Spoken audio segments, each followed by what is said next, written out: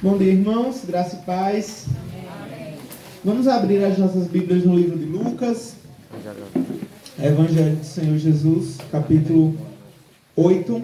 Lucas, capítulo 8, verso 22 ao 25, poucos versículos. Lucas 8.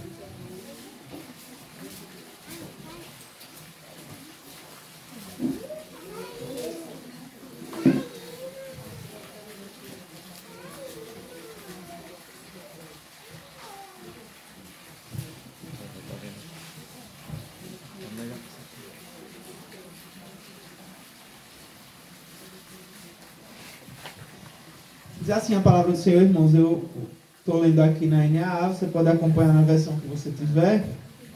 Aí por conta dessa divergência de versão, eu vou fazer a leitura e peço que os irmãos acompanhem. Lucas 8, 22 a 25, diz assim o texto.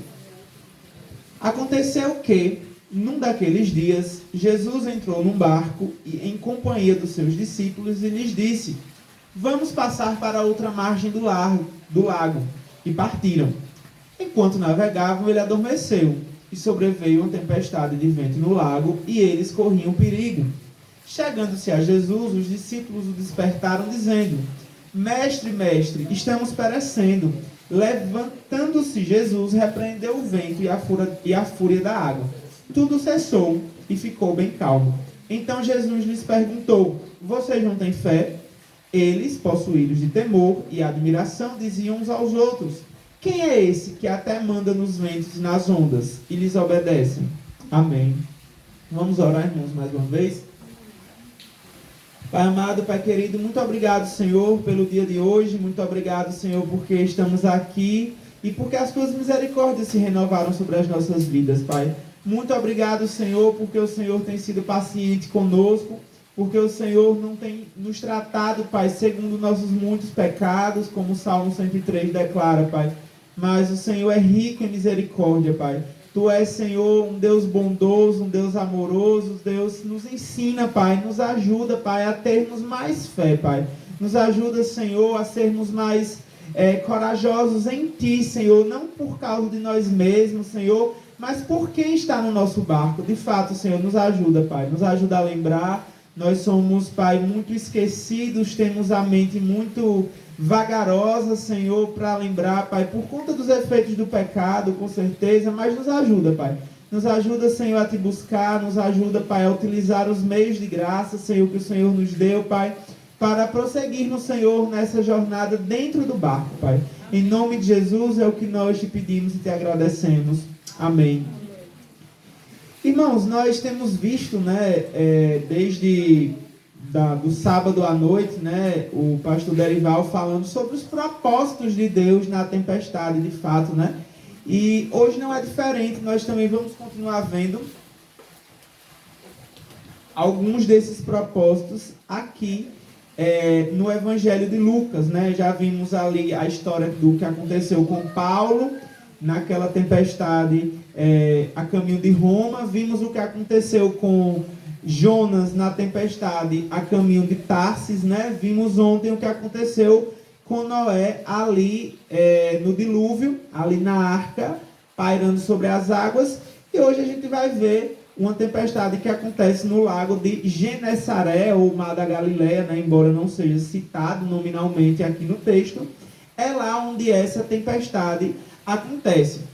Ontem a gente falou sobre viver em um mundo tempestuoso, né? E é interessante, irmãos, porque embora de fato o mundo vai ser tempestuoso, a gente sabe disso, o mundo jaz no maligno, mas existem algumas tempestades talvez que sejam maiores do que outras, né? Existem ondas que são maiores do que outras, existem ventos que são mais fortes do que outros. Mesmo nós vivendo nesse mundo naturalmente tempestuoso, né? E uma coisa muito comum também acerca das tempestades é que nem sempre elas avisam que estão chegando, né? Esses ventos mais fortes, esses picos de ondas mais altos, nem sempre elas avisam. Esse texto, o que eu queria que a gente pensasse nele, são as perguntas que a tempestade levanta, né? Embora isso só vá acontecer lá no final, né? A gente só vai ver nos últimos versículos mesmo, os discípulos perguntando a Jesus se ele não se importava, depois Jesus perguntando por que eles não tinham fé, e depois ele se perguntando quem é esse que ordena e o vento e o mar lhe obedecem, né? São feitas perguntas, a tempestade ela levanta algumas perguntas. Mas antes de chegar nessas perguntas, uma coisa que eu queria que a gente pensasse aqui nos versículos 22 e 23 é que as tempestades de fato podem surgir de forma repentina e nos pegar desprevenidos. A tempestade a gente pode não estar esperando, né? A gente pode não ver ela chegar. Talvez o tipo de tempestade que nos pegue mais desprevenido sejam algumas enfermidades, né? Ela realmente não avisa, né? Simplesmente quando a gente menos espera, a gente está envolto ali em uma situação de luta, né? Com a nossa saúde, uma situação de enfermidade que não foi avisado, né? Ninguém mandou um recado para dizer que a gente ia ficar doente, e às vezes isso acontece. O fato, irmãos, é que quando o versículo 22 fala que naqueles dias Jesus entra em um barco em companhia dos seus discípulos, é o próprio Jesus que convida os discípulos a passar para a outra margem do mar da Galileia, né? A outra margem do lago. Isso é muito, muito importante, né? Como a gente viu, como eu falei mais uma vez, né, lá com o pastor Derivaldo, Paulo, foi o próprio Deus que tinha dito que Paulo ia para Roma. Então Paulo tinha certeza de que se ele estava naquela tempestade, ele estava naquela tempestade pela vontade de Deus, porque Deus tinha dito que era para ele ir para Roma. E para chegar em Roma ele tinha que passar por aquela tempestade, ele teve que passar por aquela tempestade. Se para Jonas chegar em Nínive ele teve que passar por aquela tempestade, é porque ele precisava passar pela tempestade. Não apenas Jonas, né, os próprios marinheiros. Jesus também ele precisava passar para o outro lado do mar, porque lá havia um endemoniado, né, conhecido como o Gadareno, né, que precisava então ter esse encontro com Jesus, né? Várias vezes a gente ouve falar essa expressão, né, talvez a mais paradigmática seja lá em João 4, né, da mulher samaritana, quando nós lemos que era necessário passar por Samaria, né? Passar por aquele local. Irmãos, interessante é que às vezes para a gente chegar em alguns lugares, no meio do caminho vai ter uma tempestade. No meio do caminho, para a gente chegar até onde a gente precisa chegar, a gente precisa ultrapassar alguma tempestade. É o próprio Jesus que diz que eles vão para o outro lado, e é o próprio Jesus que sabe o que vai acontecer do outro lado. E eles partem, então, em obediência ao Senhor para experimentar aí, mais do ensino dele durante o tempo que ele conviveu com seus discípulos. Enquanto eles estavam navegando, o que é que acontece com Jesus? Ele dorme, né? Porque Jesus ele era 100% homem, né? Embora sendo 100% Deus, também ele dorme porque ele estava cansado, irmãos. Porque a vida de Jesus, o ministério de Jesus, ele era um ministério bastante ocupado, era um ministério bastante profícuo mesmo, era um ministério bastante ativo, né? Jesus ele estava o tempo todo ali falando, ensinando e curando e andando de um lado para o outro. Irmãos, cansa mesmo, com certeza cansa. Jesus ele estava muito cansado depois de um dia inteiro de ensino, segundo o relato de Marcos, né, no Evangelho de Marcos, no Evangelho do Sinótico de Marcos. E Jesus ali então dorme, nos ensinando, né, a confiança que ele tinha no Pai Celestial, inabalável, né? A confiança que Jesus tinha no seu Pai era inabalável. E como eu falei, de repente, né, a palavra sobreveio, ela carrega essa ideia do de repente, né? Essa ideia de algo repentino aconteceu. De repente, de forma repentina, sobreveio uma tempestade de vento no lago e eles corriam perigo. Perigo era real, irmãos. Lucas, né, quando ele vai escrever o seu evangelho, ele fala de uma pesquisa que ele faz, né? Ele é meticuloso nisso, ele investiga, ele pergunta, ele entrevista pessoas para escrever o Evangelho. E quando ele escreve, então, que eles corriam perigo, é porque aqueles a quem ele entrevistou, de fato, acreditavam que eles estavam correndo perigo mesmo, sabe? Não é simplesmente um achismo, não, da parte de Lucas. É algo que as próprias pessoas que enfrentaram esse momento, elas estavam crendo que elas estavam correndo perigo de vida de fato, né? Esse lago da Galileia, em específico, ele já era um lago propício para tempestades, né? Ele ficava em uma depressão, e aí as aulas de física, deixa eu ver quem vai me explicar. Estou olhando para a Clarinha, mas ela... Não é Clarinha. Achei que era você que ia me ajudar. Mas de forma bem fácil, né, irmãos? Assim, Luísa é que vai explicar como é que se formam as tempestades aí, os ventos, como é que os ventos se formam. Tirando a diferença de pressão, né, irmãos? Vamos esquecer um pouquinho a de pressão. Vamos ficar apenas com a temperatura, de forma bem simples, o ar frio desce e o ar quente sobe, né? E esse movimento do frio e do quente, né, de subindo e descendo, é que geram algumas correntes de ar. O mar da Galileia, e como eu falei de pressão, né, fica abaixo do nível do mar. E as montanhas que circulavam, elas eram altas, né? O ar frio das montanhas descia nessa depressão, e aí o ar quente subia, o ar quente que estava ali na superfície do lago, e criava essas tempestades. Era um lago já propício para isso, né? Era um lago perfeito para uma tempestade perfeita, para um ensino perfeito do Mestre Jesus, né? Jesus, ele não perde a oportunidade desse momento perfeito, como nós falamos ontem na história de Noé, né? Como o mundo é o palco, né? Dessa grande peça teatral que o Senhor está dirigindo. O lago da Galileia é aqui uma cena, né? Um momento, né? Um ato dessa grande peça. Nesse lugar perfeito, os discípulos do Senhor estavam ali enfrentando uma tempestade enquanto ele estava dormindo.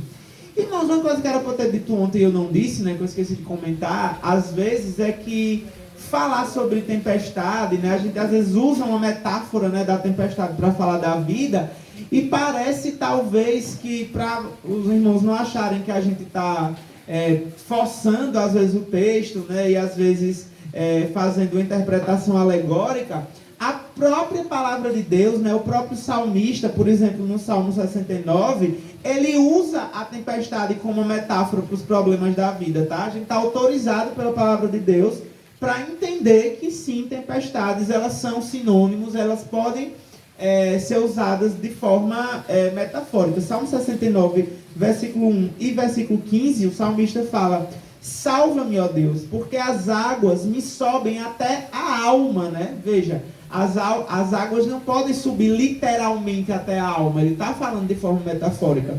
Não deixes que a corrente de águas me arraste, nem que as profundezas do abismo me engulam, nem que se feche sobre mim a boca do poço. A sensação que o salmista tinha era de que ele estava vivendo no meio de uma grande tempestade. E às vezes dormir no meio da tempestade parece algo... Só Jesus, né? Quem mais pode dormir no meio de uma tempestade, né, Clarinha? Diga aí. Parece que só Jesus. Clarinha está pensando, meu Deus, ele se cismou comigo. Mas eu vou olhar para Kailane agora. E aí, irmãos, não é algo apenas de Jesus, né? O salmista Davi, né? O rei Davi, no Salmo 3, ele nos mostra que, de fato, é possível pegar no sono, deitar e pegar no sono, e acordar diante do sustento do Senhor, mesmo na tempestade. E, irmão, sério, me impressiona demais esse Salmo 3, porque para estar na tempestade que Davi está, são poucos, irmãos, são poucos que estão nesse momento da vida de Davi, quando ele escreve o Salmo 3, fugindo do seu filho Absalão. Você tem noção? Fugindo do próprio filho que queria matar ele para tomar o trono, um trono que já seria dele. Olha que bizarro, né? Já seria dele, mas ele quer, naquele momento, ele quer naquele instante o trono, então ele arma todo uma situação, né, ali para tomar o trono de Davi. Davi fugindo do seu filho, ele escreve esse salmo. Eu deito, pego no sono, acordo porque o Senhor me sustenta. Ele estava vivendo em uma tempestade, irmãos. E o rei Davi nos mostra que é, sim, possível descansar na tempestade, ainda que inesperada, se conhecermos e confiarmos quem governa sobre o mundo. Quem governa sobre o mundo. Jesus, ele nos chama, irmãos, a viver pelo mesmo tipo de fé, crendo que Deus está no controle. Nós somos chamados, nós somos convidados a olhar não para o que nós vemos, né? Mas olhar para aquilo que é invisível, olhar com os olhos da fé mesmo, olhar para aquele que sustenta todo mundo, para aquele que de fato tem o controle de todas as coisas na sua mão. Jesus tinha plena confiança no cuidado amoroso do seu Pai, e nós também precisamos ter esse mesmo tipo de cuidado. E o texto segue, irmãos, nos dizendo que o que foi a reação dos discípulos diante dessa tempestade inesperada, né? Muitas vezes no livro de Lucas, por exemplo, Jesus ele elogia a fé de algumas pessoas, né? Por exemplo, ele vai elogiar aqui a fé de... Deixa eu achar que eu não tenho um lugar. Ele vai elogiar a fé daqueles amigos, né, que desceram com seu amigo paralítico pelo telhado. Jesus ele vai elogiar a fé também do centurião em Cafarnaum, da mulher com hemorragia, do leproso samaritano. Jesus ele está sempre elogiando a fé dessas pessoas, mas a fé dos seus próprios discípulos, né, daqueles que estavam com ele, passaram esses 3 anos com ele, era a fé que Jesus precisa repreender, né? Justamente a fé daqueles que mais se esperava fé, é a fé que precisa ser repreendida, é a fé que Jesus mostra que precisa ser um pouco a palavra que eu queria usar fugiu, que precisa ser um pouco aumentada mesmo, né? Vamos usar uma palavra já que na falta de outra melhor. E Lucas ele usa, né, aqui a repetição do vocativo mestre, né, para mostrar como essa ansiedade nesse momento, né, em vez dos discípulos se alicerçarem e se apegarem à fé que eles tinham, deveriam ter pelo menos, eles foram tomados por uma ansiedade muito grande que lhes invadiu o coração. E eles despertam o Senhor desesperados, falando: Mestre, Mestre, nós estamos perecendo. Irmãos, veja, de novo, era um lago que esse tipo de tempestade já era comum de acontecer. Os discípulos, eles eram experientes pescadores, né? Lá em Jonas, aquele barco que eles estavam, né, em Tarso, o barco que eles pegam lá em Jope, era um porto fenício, e se vocês lembram aí das aulas de história, os fenícios eram os melhores navegadores da antiguidade. Irmã, está balançando a cabeça, acho que eu acertei. Eles eram os melhores navegadores da antiguidade. Irmãos, se os melhores navegadores da antiguidade acham que eles vão morrer, se os melhores pescadores da época acham que eles vão morrer, é porque a tempestade estava em um nível, sabe, assim, bastante desesperador mesmo. Eu não quero que os irmãos ignorem às vezes as tempestades da vida, né? Eu não quero diminuir os problemas dos irmãos. Eu não quero dizer para os irmãos que um câncer, lidar com Alzheimer, lidar com uma depressão, lidar com seja lá o que for, seja simples. E eu dizer bem assim, confie em Deus simplesmente, nunca tema, né? Os próprios discípulos, Pedro, os próprios discípulos que andaram com o Senhor temeram sim. Eles temeram aquela situação que eles estavam vivendo. Eles tiveram medo. Mas o Senhor Jesus olha para esse momento de medo, não impediu que eles clamassem para a pessoa certa, né? Pelo menos isso, né? O medo deles levou eles à presença do Senhor. Levou eles a identificar naquele barco quem era que podia sanar os problemas dele. Sempre que estivermos em perigo de afogamento, irmãos, nós devemos clamar a Jesus. Se nós somos soterrados pelos nossos pecados, nós clamamos a Ele por arrependimento, clamamos a Ele pelo perdão dos nossos pecados, por misericórdia, que Ele nos salve através do túmulo vazio. Se estamos lutando para sobreviver, clamemos a Ele pelo pão de cada dia. Se formos esbofeteados pela dor física, irmãos, clamemos por paciência e resistência. Lá em Aracaju, hoje tem uma irmã, né, que tem aquela... Como é o nome da doença da irmã Patrícia? Fibromialgia, dores terríveis, né? A irmã Ellen também tem fibromialgia lá na IPJO, e elas relatando, né? O irmão Gessé, né? Tem dores, aquele do trigêmeo, um negócio que tem aqui no... Nefralgia do trigêmeo. Isso daí que o pastor falou, que eu não vou nem tentar repetir, que causa dores, assim, ele já chegou a emagrecer porque ele tinha medo de comer, e essa dor atacar ele, né? É uma dor, de fato, assim, já foi narrado na literatura médica de pessoas que se suicidaram por causa dessa dor de Gessé, né? Tamanha, é uma dor, assim, tão grande, né? Que causa, a pessoa acha que é melhor morrer do que estar sentindo aquela dor. Mas se nós estivermos passando por seja lá o que for, irmão, sobrecarregados de tristeza, clamemos pelo conforto do Senhor. O ponto aqui é que em cada aspecto da tempestade, em cada circunstância que os irmãos estiverem envoltos, invoquemos Jesus. Os discípulos estavam ali aterrorizados, os discípulos estavam ali amedrontados, mas eles clamaram a presença do Senhor. Eles clamaram para aquele que poderia, de fato, resolver, como de fato resolveu o problema. No meio da tempestade, irmãos, uma coisa que a gente precisa tentar controlar, né, os nossos ânimos, é não tentar ser histérico, né? É não vir o problema e você começar a se apavorar da vida, né, e começar a jogar as coisas fora, né, como aconteceu na primeira história que nós vimos com Paulo, né, começar a jogar a carga do navio fora, começar a agir sem reflexão, né, a agir de forma impulsiva. Não, clamar, de fato, o primeiro ponto é clamar ao Senhor e entender que Ele está conosco, né, o pastor... não sei se foi o pastor Rômulo ou foi o próprio Derival também citando o Salmo 23, né? Ainda que eu ande pelo vale da sombra da morte, não temerei mal nenhum. Não é porque o vale da sombra da morte não é assustador, é porque tu estás comigo, é porque a presença do Senhor está conosco. E as tempestades, muitas vezes, elas nos fazem esquecer por um instante o infalível cuidado do nosso mestre, né, irmãos? Mas Isaías 43 também, um texto bastante conhecido, né? O Senhor nos fala para não ter medo, porque eu o remi. Eu o chamei pelo seu nome. Você é meu.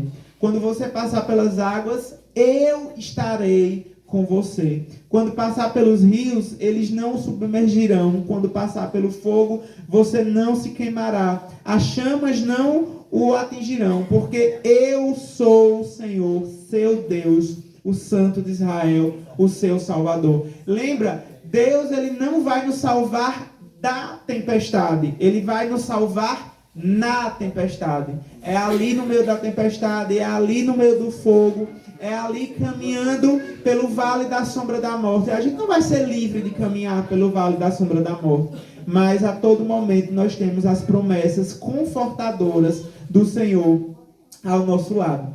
E ontem, né, a gente viu a arca como um símbolo da salvação, e hoje eu queria que nós pensássemos também no barco aqui dos discípulos como símbolo da igreja de Cristo, né? Spurgeon fala que ele não conhece uma imagem mais adequada de uma igreja do que a desse navio traiçoeiro no mar da Galileia, com Jesus e os seus discípulos navegando nele. É um grande incentivo, pois garante que mesmo quando o mar tempestuoso estiver surgindo, o navio da igreja de Deus não vai afundar. A promessa é que as portas do inferno não prevaleceriam contra a igreja que estava avançando rumo à vitória, rumo à consumação de todas as coisas. Irmãos, não importa quão ferozmente a tempestade esteja, mas a voz do Senhor, ela é uma voz mais alta do que a voz dessas ondas, ela é uma voz mais poderosa. Salmo, eu esqueci o número do Salmo, mas o pastor vai lembrar, a voz do Senhor é poderosa, a voz... 29. Salmo 29, a voz do Senhor, ela é uma voz muito mais alta do que as tempestades, muito mais alta. do que o barulho e a fúria do vento. E é isso que o final do versículo 24 vai nos lembrar. Jesus, ele levanta então daquele sono, levanta do travesseiro e repreende o vento e a fúria da água. Tudo cessou e ficou calmo. O resultado da palavra do mestre foi bonança. Com muita calma, simplesmente pela palavra do seu poder, Jesus ordena que a tempestade se acalme e ela se acalma. Os ventos, as ondas, tudo se sincronizam numa sublime harmonia de silêncio, né? Já viu uma harmonia com silêncio? Tem bastante essa harmonia na nota, não tem, né? No silêncio. Mas foi isso que aconteceu.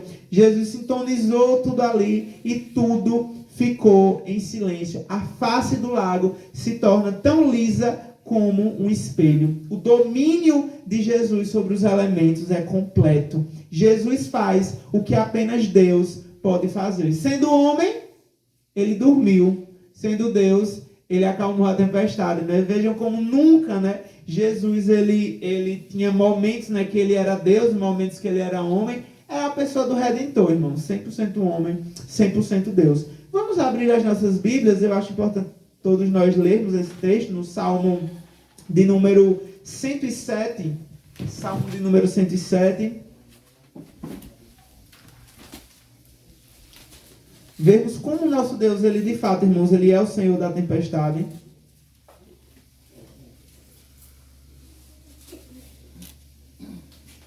Como essas tempestades estão debaixo do seu controle soberano. Nós vamos ler do versículo 23 ao 32, Salmo 107, versículos 23 a 32. Diz assim a palavra do Senhor. De novo, estou lendo na Almeida atualizada, tá? Os que, tomando navios, descem aos mares, os que fazem comércio na imensidade das águas, esses veem as obras do Senhor e as suas maravilhas nas profundezas do abismo, né? Veja, as pessoas que tomam navio, só as pessoas que estão na tempestade, que conseguem navegar por a imensidade das águas, conseguem ver as obras do Senhor e as suas maravilhas nas profundezas do abismo. Continuando, versículo 25. Pois Deus falou e fez levantar o vento tempestuoso. Quem é que fez levantar o vento tempestuoso, irmãos? Nós vimos ontem e hoje, mais uma vez, aqui o salmista dizendo: o Senhor, Deus falou e fez levantar o vento tempestuoso, que elevou as ondas do mar. Subiram até os céus, desceram até os abismos. No meio dessas angústias, desfalecia-lhes a alma. Andaram e cambalearam como bêbados, e de nada adiantou a sua habilidade. Aqui imagine um navio, né? Cambaleando assim no meio das águas como um bêbado, e de nada adiantou a sua habilidade. Então, na sua angústia, clamaram ao Senhor, e Ele os livrou das suas tribulações. Fez cessar a tormenta, e as ondas se acalmaram. Então se alegraram com a calmaria, e assim o levou ao porto desejado. Que eles deem graças ao Senhor por sua bondade e por suas maravilhas para com os filhos dos homens. Que o exaltem na assembleia do povo, e o glorifiquem no conselho dos anciãos. Irmãos, percebem como a Bíblia é a palavra de Deus de forma perfeita, harmônica, sincrônica. Alguém que escreve em outra língua, né? Escrevendo aí em hebraico no Antigo Testamento, um salmista, acho que esse salmo é anônimo, né? Eu não anotei aqui, mas o salmista escrevendo ali no Salmo 107, falando, irmãos, exatamente aquilo que iria acontecer no texto de Lucas que nós lemos. O Senhor levanta o vento tempestuoso, e é o Senhor também que, quando os seus clamam a Ele, o livra de suas tribulações. É Ele quem cria a tempestade. É Ele que faz cessar a tempestade. É Ele que faz as ondas se acalmarem. E quanto a nós, irmãos, quanto a nós, versículo 30, nos alegremos com a calmaria, e assim os levou ao porto desejado. Quando as tempestades vierem, confiemos em Jesus para nos levar em segurança para o porto desejado, para nos levar em segurança até a costa. Então se alegraram com a calmaria. Se alegraram com a calmaria. Como nós precisamos, irmãos, experimentar, às vezes, das tempestades, experimentar desse momento tormentoso para acontecer aquilo que o salmista está dizendo, para que nós nos maravilhemos com o seu poder. Aquele que cria a tempestade, aquele que governa a tempestade, e saber que o Senhor Deus está utilizando as provações da nossa vida com seu infinito poder é um pensamento bastante animador. E falando sobre ansiedade, né, eu estou lendo um livro, esqueci o nome do autor, o Abatidos, Mas Não Destruídos, é um livro da The Pilgrim, né, um aplicativo, né, que tem muitos livros, audiolivros, e agora eles estão editando também alguns livros físicos. E nesse livro, o autor ele narra, né, irmãos, uma síndrome do pânico assim terrível, uma crise de ansiedade muito, muito, muito grande, né? E o autor do livro, ele fala como ele começou a ver isso, como ele começa a ver o problema dele, como Deus querendo ensinar a ele, como Deus querendo tratar a vida dele, como no meio da tempestade ele tem conseguido ver, como ele tem conseguido contemplar as maravilhas do Senhor, que cria a tempestade, que acalma a tempestade. E saber, irmãos, que de fato, né, a igreja de Cristo, o cabeça da igreja, Cristo, é o Deus que controla a tempestade, nos dá uma alegria, nos dá uma confiança muito grande de que ao final nós chegaremos seguros ao lar celestial. Mas agora finalmente chega no momento onde as perguntas são feitas, né? Quando Jesus ele olha para os seus discípulos no versículo 25 e pergunta: vocês não têm fé? E aqui, irmãos, a gente é aquilo, né, do WhatsApp, né, e de conversar por mensagem. A gente nunca vai conseguir identificar a expressão do rosto da pessoa, né? A gente nunca vai conseguir identificar o tom de voz que a pessoa falou, né? A gente vai ler da forma que a gente imagina que o outro falou, né? Talvez quando a gente lê essa pergunta, né, vocês não têm fé, talvez a gente imagine um Senhor muito duro, né?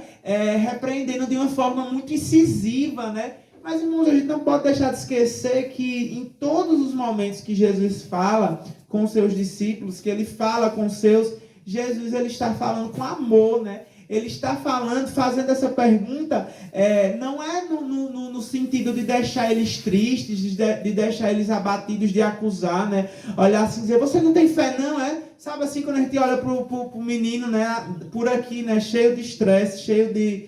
depois de ele ter feito muita raiva, e a gente fala assim com ele de forma ríspida, mas a gente tem que lembrar que o Senhor Jesus, ele era manso e humilde, né? E toda vez que ele falava, o que ele falava era para ensinar, era para confortar, era para repreender também, mas sempre com amor, sempre com mansidão. E quando Jesus ele pergunta isso para os discípulos, o objetivo dele era que eles fossem lembrados de quem Jesus era. O que Jesus estava querendo dizer para eles, como assim, vocês não lembram?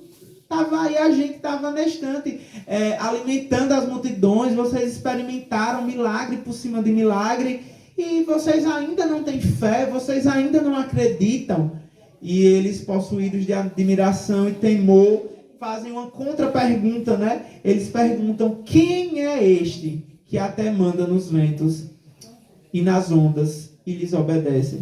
Essa é a pergunta que Lucas quer que os leitores fiquem se perguntando. Essa é a pergunta que Lucas quer deixar para a gente ficar meditando durante o dia de hoje. Quem é esse que até manda nas ondas e nos ventos e esse lhes obedece? Jesus exerce controle não só sobre os auditórios, não só sobre os doentes, não só sobre os demônios, não só sobre a morte, mas também sobre os elementos da natureza. Jesus exerce o controle sobre todas as coisas, irmãos.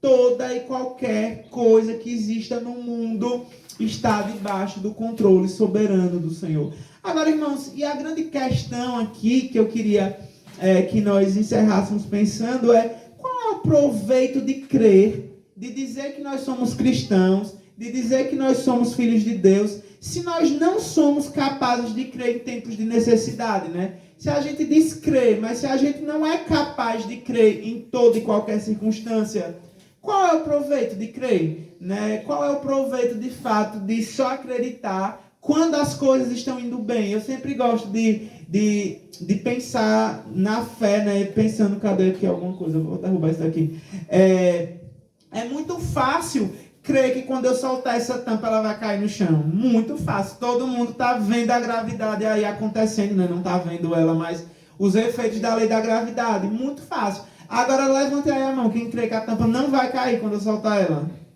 Meu Deus, o povo não tem fé aqui, pastor. Olha aí, seu filho. Tem que ser seu filho. Olha. Tem fé mesmo, Matheus, que ela não vai cair, né? Vai cair, né? É fácil, irmãos, a gente acreditar naquilo que é normal, né? A gente vê que as coisas vão acontecer. Uma fé natural, né, irmã Elma? Mas crer de verdade, a gente precisa de fé mesmo, é justamente nos momentos de necessidade. É ali que o valor genuíno da fé, ela precisa ser exercitada.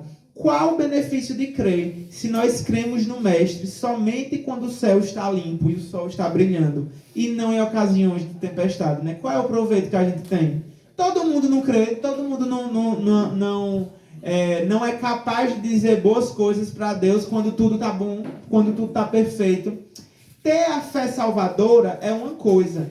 Ter a fé que está sempre pronta para ser utilizada é outra coisa, né? A gente diz que tem a fé salvadora, mas a gente precisa utilizar agora nos momentos da vida, né? Muitos receberam Jesus Cristo como Salvador, entregaram a sua alma a Ele, confiam nele quanto ao tempo e à eternidade, mas com frequência a sua fé e as suas tristezas e as suas tribulações, quando algo inesperado acontece, quando são provados, muitas vezes acabam ficando abaladas. Não fiquem tristes se a sua fé talvez foi abalada, né? Eu esqueci a música dos Arrais que fala somente uma fé que se abalou e inabalável é. Sabe qual é essa, pastor? Não. É uma deles, ele fala, né? Somente uma fé que se abalou e inabalável é. Às vezes, de fato, a gente precisa ser provado e passar por esses momentos, né? Para que a nossa fé, de fato, ela seja fortalecida. Mas se você se identifica com os discípulos, né? Se você tem experimentado momentos onde a sua fé tem dado uma enfraquecida, lembre do pai, né? Do pai daquele menino em Marcos, que fala: Senhor, ajuda-me na minha falta de fé. Vamos clamar ao Senhor que de fato Ele nos ajude na nossa falta de fé, que o Senhor nos ajude a crermos nele também nos momentos de crise, também nos momentos quando o mar estiver agitado. Vamos orar ao Senhor e depois vamos cantar também. Hoje é essa música? Acho que é, né? E depois cantar o hino de número 255. É uma mente muito, né? 255. Ele sabia o número do hino. Será que ele acertou? Depois confiram aí. Eu acho que sim. Vamos orar então, irmãos. Pedir para Maria vir fazer essa oração, pedir a Deus que nos aumente a fé, pedir a Deus que fortaleça. Pode orar daí porque é sem fio.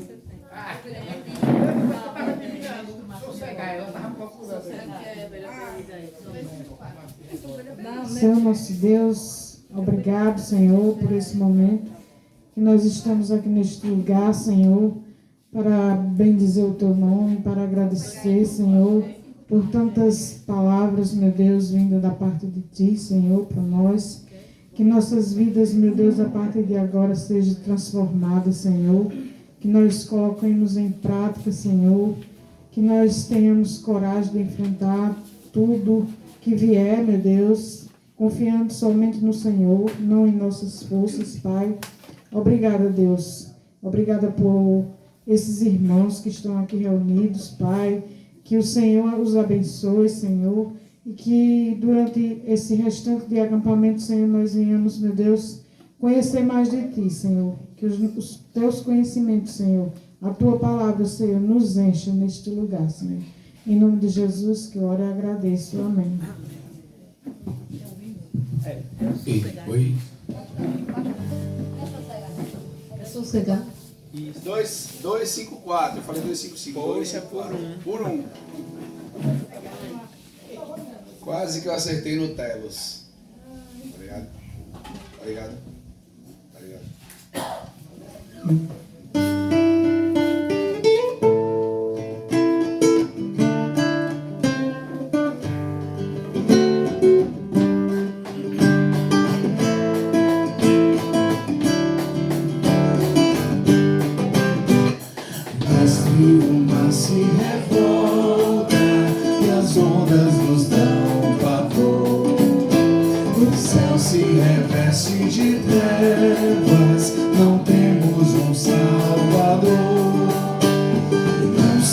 Aguenta que morramos, podes assim dormir.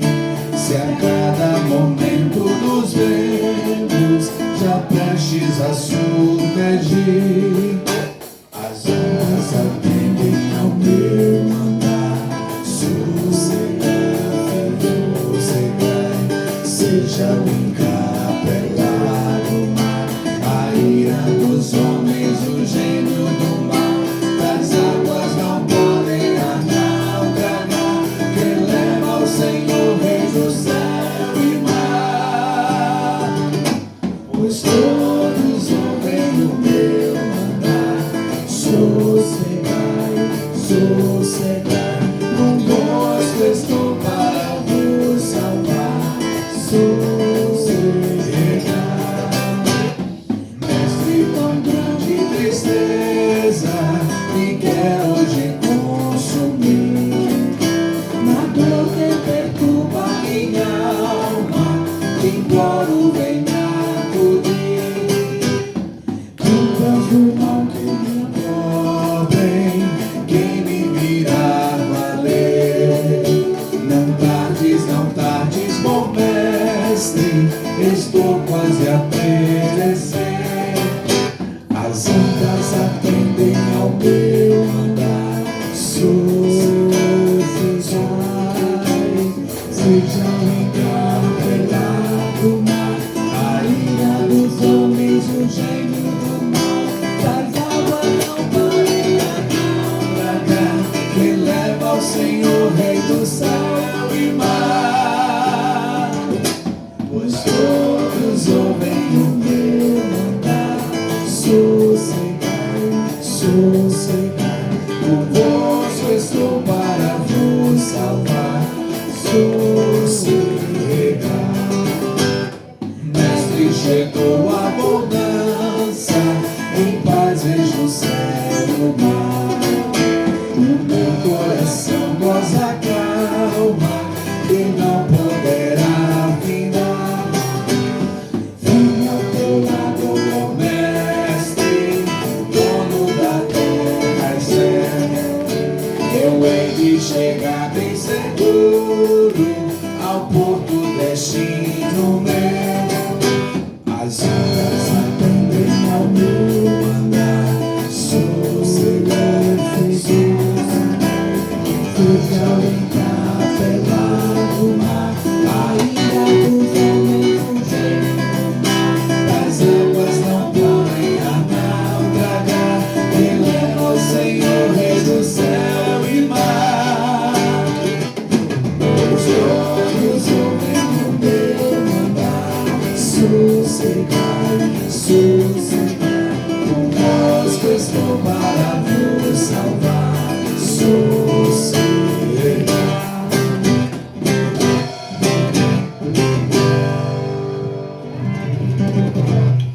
Amém? Bênção. É bom, esse hino é muito legal. Eu gosto muito dessa dinâmica dele crescente. Que é isso mesmo. A semana todinha.